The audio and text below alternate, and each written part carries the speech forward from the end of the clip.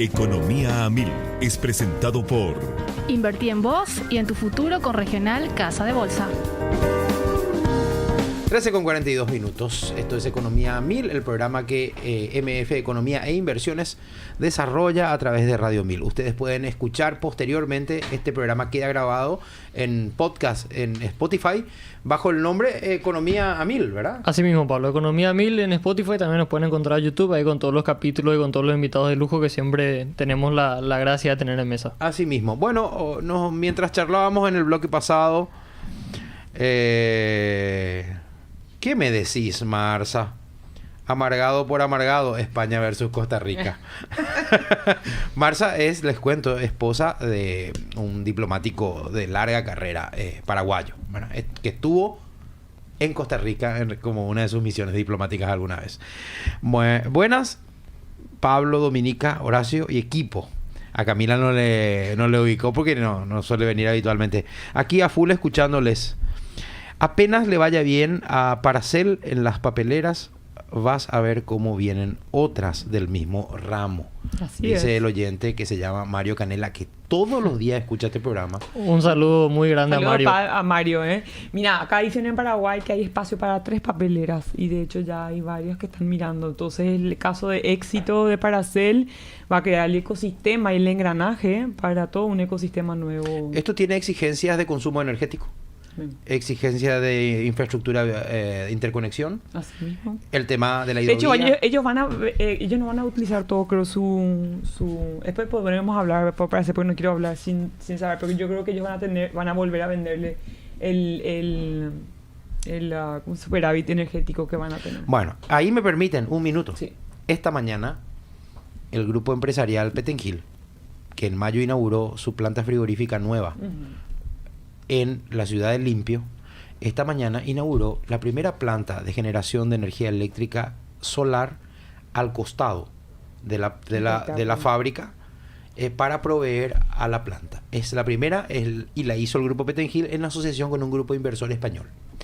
Son 1.700 paneles en 1,5 hectáreas, Increíble. una inversión de $1.300.000 y una capacidad de producción va a proveer de 1 megavatio de potencia a la planta, que consume 3 megavatios de potencia. Es un proyecto para ver cómo funciona. Es la primera en el Paraguay.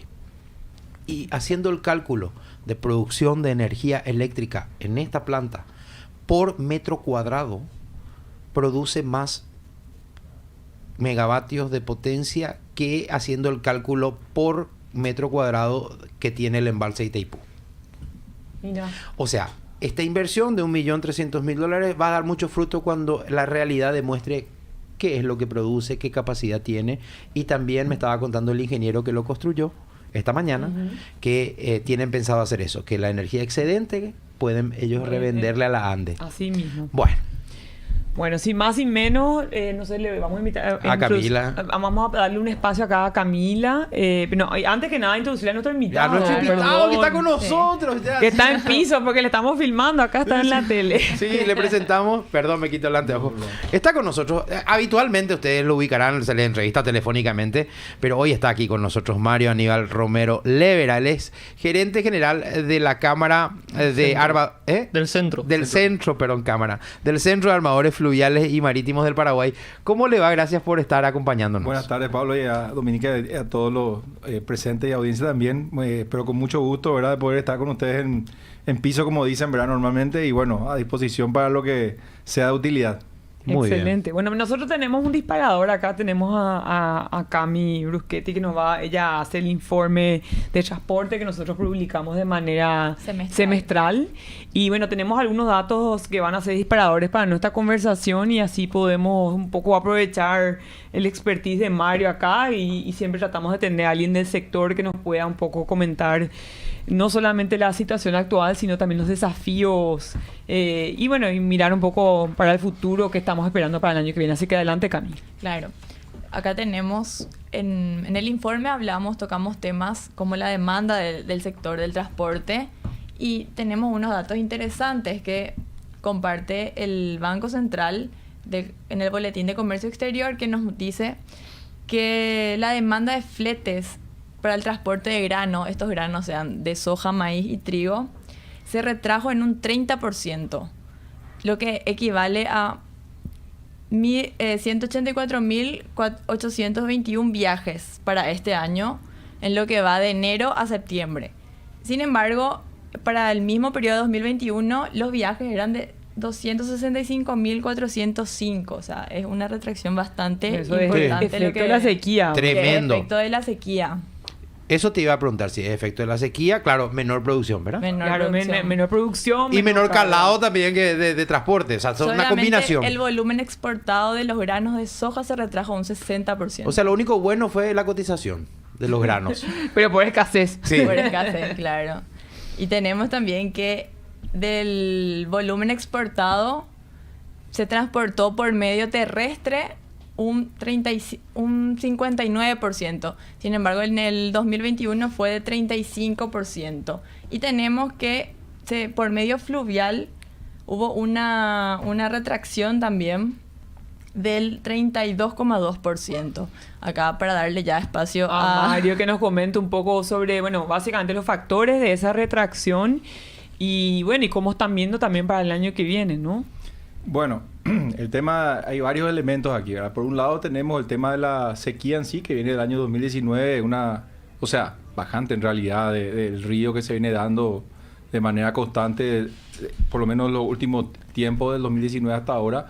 Ahora hay un pequeño repunte, digamos, relativamente normal, están dentro de los promedios, pero esa bajante en sí, lógicamente, afectó al sector con un aumento importante también en los costos, que finalmente, como siempre decimos, hay que ser sincero, eso se traslada al cliente, ¿verdad?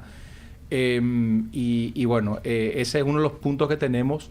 Sí, efectivamente, eso hace que aumenten la cantidad de,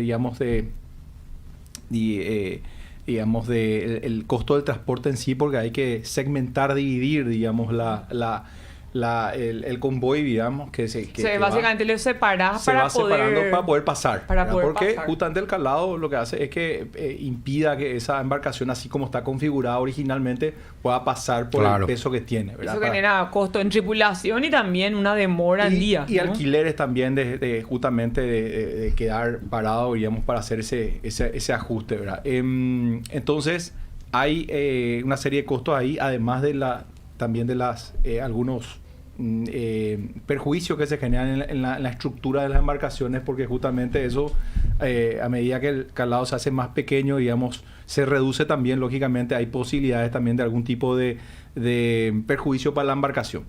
Pero aparte de eso, creemos nosotros que no fue tan fuerte como podía haber sido el efecto si no se hubiesen hecho los trabajos también de dragado que ahora vi que se anunciaron de vuelta. Claro, ¿no? Este es un nuevo llamado que creo que es de 6 millones de metros cúbicos que se hace justamente necesario también para que poder tener el río de alguna manera navegable, ¿verdad? Navegable y a un costo relativamente razonable dentro de lo que se puede. Pero si no se hubiesen hecho esos trabajos de dragado, con esta sequía, con este bajón del río Paraguay sobre todo, eso iba a ser realmente terrible, ¿verdad? Intransitable. Intransitable, y como estaba mencionando recién, según los datos, iba a afectar muchísimo el costo finalmente del que tiene que comprar un repuesto para su moto, tiene que ir al supermercado, porque ahí es donde impacta finalmente, ¿verdad? Lo que hacen los transportistas, las agencias, los armadores, en nuestro caso, lo que hacen es trasladar, como lógicamente se da, ese costo al consumidor. Por eso que es importante siempre hablar del impacto que tienen en el consumidor final o en el usuario final. La falta de obras. La falta de obra o el trabajo hecho, de manera de emergencia. Estos trabajos de dragado, bien o mal, o sea, fueron muy importantes, lógicamente, pero diríamos están hechos dentro de una situación de emergencia. Claro. Nosotros necesitamos trabajar con un plan a largo plazo, con justamente uno de los temas que se viene trabajando del CAFIN, del Centro de Armadores, es la necesidad de tener un plan maestro de la administración del río. Eso va a permitir que se pueda saber exactamente cómo administrar el río. Digo administrar en el sentido no solamente a nivel económico de poder tener el paso correctamente dragado, sino también el impacto a nivel social de las personas que viven a nivel de la ribera o en las ciudades que pasa el río, de manera que ese impacto no sea negativo, sino al contrario, que sea lo más positivo posible. Y por último, y no menos importante, el tema del medio ambiente. Eso también es importante. Y ese es algo que es una materia pendiente que venimos trabajando ya hace un tiempo con el Grupo Impulsor, que es un grupo de al menos 14 gremios que están relacionados al sector fluvial y que justamente solicitamos un plan bien hecho para poder hacer los trabajos de dragado. No solamente va a permitir todo esto que mencionaba, sino también los llamados licitaciones que se hagan van a ser mucho más eficientes porque van a decir Mario, cómo hacer. Ahí yo tengo una consulta, perdón que Sí. que me meta, ¿verdad? Uno, o sea, el país hoy en día depende muchísimo de sus ríos, pero no tiene una política fluvial efectiva para calendarizar las inversiones de dragado. Y en el caso de que eso no tenga, porque eso nunca fue una prioridad o nunca estuvo, vamos a decir, ahora estamos en época electoral, algo tan importante como el río, porque ahí se mueve toda nuestra mercadería. Habiendo un presupuesto para ello. Habiendo un presupuesto para ello, ¿verdad? Pero usan cada vez que hay una emergencia. Exactamente. No, hay una calendarización. Bueno, en realidad este tema del dragado se hace muy poco. O sea, el tema del río concretamente no es en mucho tiempo. Y esto se hace muy visible ahora por la bajante, ¿verdad? La bajante del río que efectivamente impactó. Hay que reconocer también que la flota fluvial paraguaya tuvo un desarrollo importante gracias a las inversiones también extranjeras que vinieron a Paraguay. Y eso hace que hoy tengamos, por ejemplo, el 90% de la flota de bandera nacional, 95% del transporte de toda la hidrovía Paraguay-Paraná sea con bandera, digamos, paraguaya. Fruto de esa inversión. Entonces, el sector privado en sí hizo una inversión importante, no solamente a nivel de físico, sino también de software, porque hay que tener en cuenta que a lo mejor no conocemos, yo me incluyo también muchas veces en la tecnología que llevan estas embarcaciones. Realmente tienen mucha tecnología que hace básicamente que ayude al que está llevando, digamos, al capitán y a su tripulación a hacer mucho más fácil, entre comillas, el proceso de navegación. Hablando de todos los sistemas de navegación, los GPS, los radares. Y después todos los radares que ahorran muchísimo en otras que anteriormente eso no se podía navegar en esas condiciones, ¿verdad? Hoy inclusive el CAFIN tiene un simulador que invirtió en un simulador bastante importante para justamente entrenarle también a los capitanes y la gente interesada en el manejo mucho más eficiente. Entonces, efectivamente, necesitamos trabajar más, darle la importancia al río que se merece, pasar de ese dragado de emergencia que hay que hacerlo por el país, no solamente por los armadores y la agencia que están trabajando, sino que si no pasa, hay mucha gente que vive de esto, en las riberas, de todo el comercio que genera esto, de todo el movimiento comercial. Pero nosotros queremos, digamos, el Centro de Armadores buscamos algo de mediano largo plazo, y digo mediano largo plazo porque estamos hablando de algo que se puede hacer en 4 o 5 años, tener un plan maestro, Mario, e implementarlo. Mario, veo el reloj, me angustia porque es increíble, cuando algo es interesante se va la hora. Así que brevemente de mi parte, el cuerpo de ingenieros del Comando Sur hizo un acuerdo con el Poder Ejecutivo para ayudar en esto. ¿Ustedes están al tanto y de qué consiste? En realidad hay un... O sea, pensás que es positivo, ¿verdad? Sí, es positivo porque según los técnicos, nosotros tenemos un grupo impulsor, ¿verdad? Que le llamamos así, conformado por al menos 14 gremios del sector privado y también hemos trabajado lógicamente con el sector público, que busca impulsar el plan maestro. El plan maestro básicamente lo que hace es, así en términos muy sencillos, muy básicos, es como ustedes tienen una propiedad, una casa, no importa si es casa propia o alquilada. Cuando ustedes van a hacer una actualización o un arreglo de las cañerías, de la parte eléctrica, necesitan un plano. Si no tienen el plano de la casa, ¿qué pasa? Van a empezar a romper aquí, romper allá, sale más caro, cualquiera le va a decir que eso sale mucho más caro y es mucho más desprolijo. Entonces, hoy nosotros no tenemos el plano de nuestro río. Necesitamos ese plano del río para que esto sea más eficiente en términos económicos y, como le decía, no solamente en términos... Eso es lo que va a hacer el Comando de Ingenieros. Y hay entiendo yo, hay una propuesta que está en proceso de entrega de un memorándum de entendimiento para que finalmente esto sea, si es que lógicamente se logra, sea una realidad. Es algo que consideramos nosotros como parte de ese grupo impulsor necesario para tener eso. Esto en paralelo a todos los trabajos de dragado que se vienen haciendo, que son necesarios. Nosotros realmente eso creemos que es muy importante que se sigan haciendo.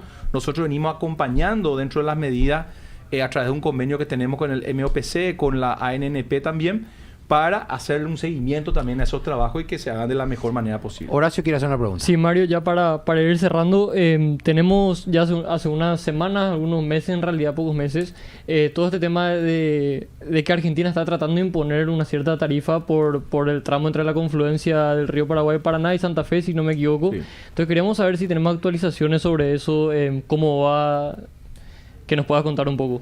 Sí.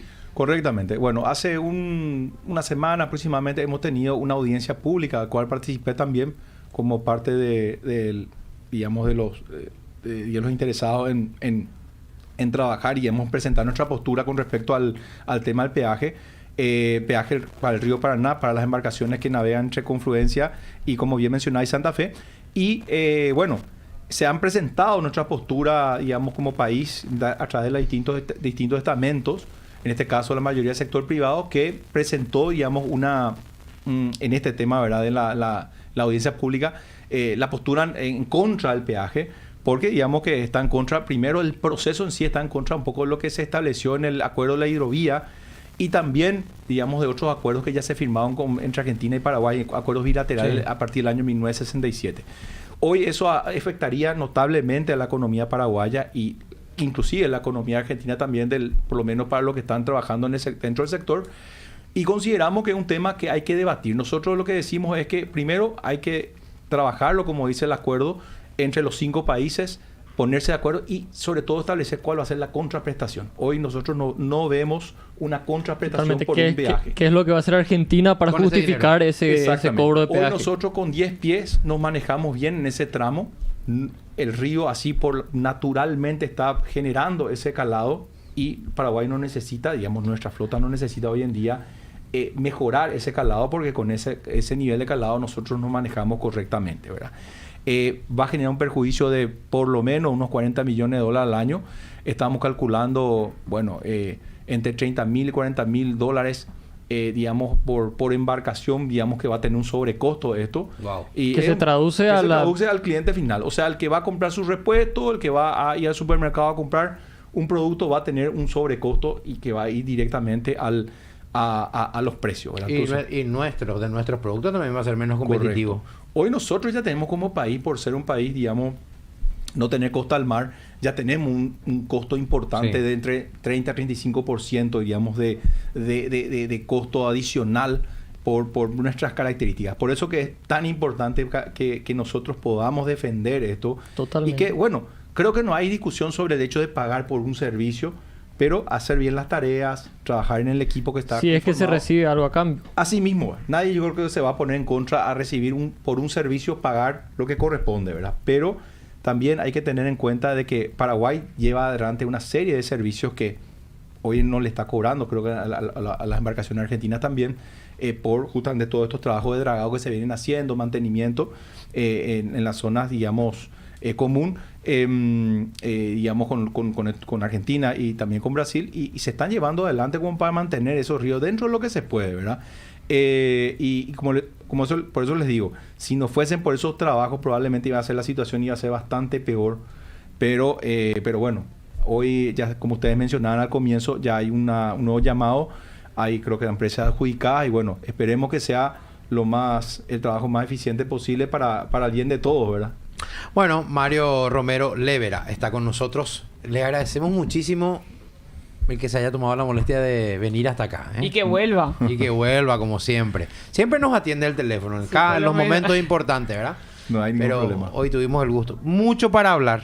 Nunca nos alcanza el tiempo. Nunca nos alcanza el tiempo, así mismo. Son las 14:01. Enseguida viene Fútbol a 1000. Mañana, tengo entendido, se reintegra Prince. Sí. Mañana se reintegra Prince Otto, que para el público seguidor de Economía 1000, decirles que ella está de duelo por el fallecimiento de su padre, así es que mañana pueden hacerle llegar sus saludos si así lo desean. Para mí fue un privilegio.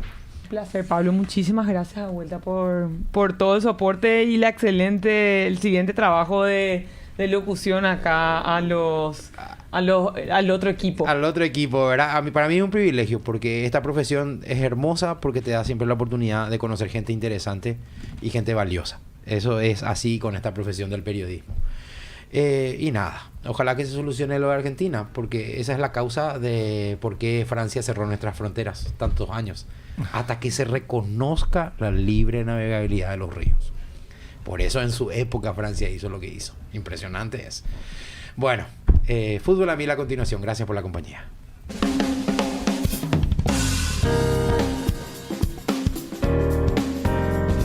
No te pierdas el próximo capítulo de Economía a Mil. Es presentado por Invertí en vos y en tu futuro con Regional Casa de Bolsa.